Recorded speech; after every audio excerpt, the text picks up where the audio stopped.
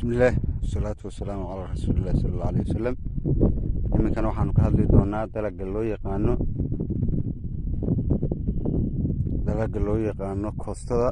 Koostada wuxuu ka mid yahay dalagyada seasonalka ama seasonalba weliba seasonalkiisu uu gaaban yahay, waqtiga gaaban yahay, laakiin waxa waaye wax badan oo xilliyo badan dhala. macnaha waxa waaye dhowr mar la gura karaa. waxa waaye waxa ku jira qudaarta dhowrka mar la gura karo ku jira. waxa waaye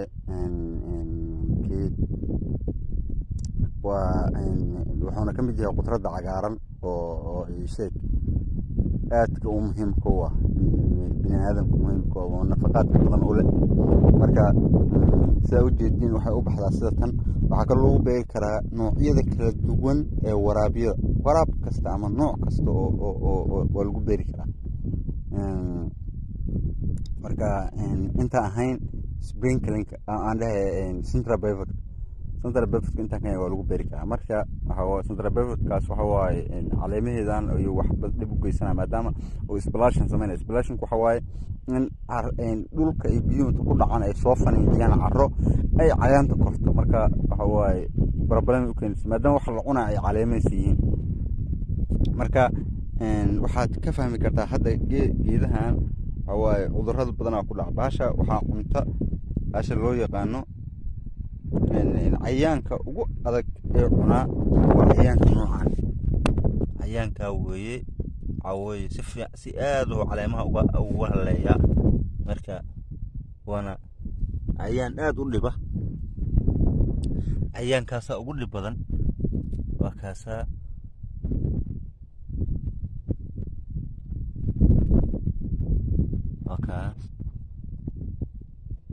marka cayaankaasaa aad u dhibo.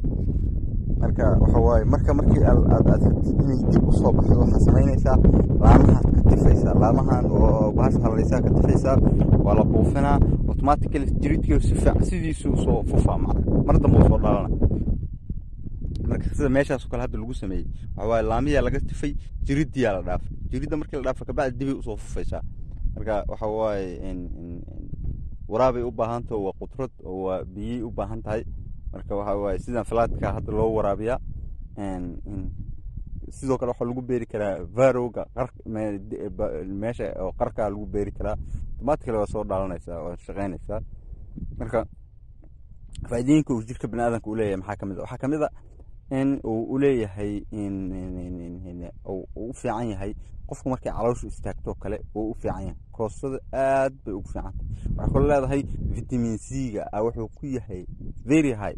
waxa waaye kamiyad badan oo ah oo vitamin C-ga ku jiro. sidaa daraaddeed qofka oo kiniga vitamin C-ga xalka laga sii lahay khudraddan cagaaran in la siiyo ayaa u caafimaad badan, maadaama ay taasi ay tahay waxyaaba oo kiimikaal ay ku jiraan. tan waxa waa iyadoo oo vitamin C-gii oo waxaad helay oo ah fresh ah ayaa inta laga helaya. marka waxay kaloo ku fiican tahay cuntooyinka lagu cunaa oo waxa waaye waa qudrad. haddaad rabtina aad ku darsan karto suugada, haddaad rabti keligeed aad karsan karto, cuntooyinka aad ku cuni karto. roodhi oo kale waa lagu cunaa. waxa waaye canjeeladoo kale waa lagu cunaa. aad bayna ugu macaan tahay oo ugu fiican tahay. macnaha markaad bahashan ku cunaysid waxa waaye kamiyad badanaad ka cuni kartaa, wax badan baad ka cuni kartaa. marka waa marka dalag aad muhiim u ah oo bini'aadanka muhiim u ah.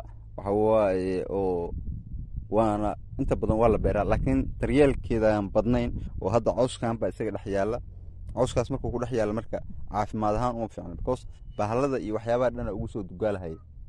marka waxa waaye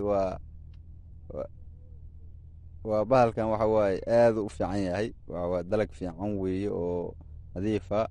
intaasaan kusoo gabagabeynaynaa intii ilaahay naga garansiiyey. wassalaamu calaykum waraxmatullaahi wabarakaatu.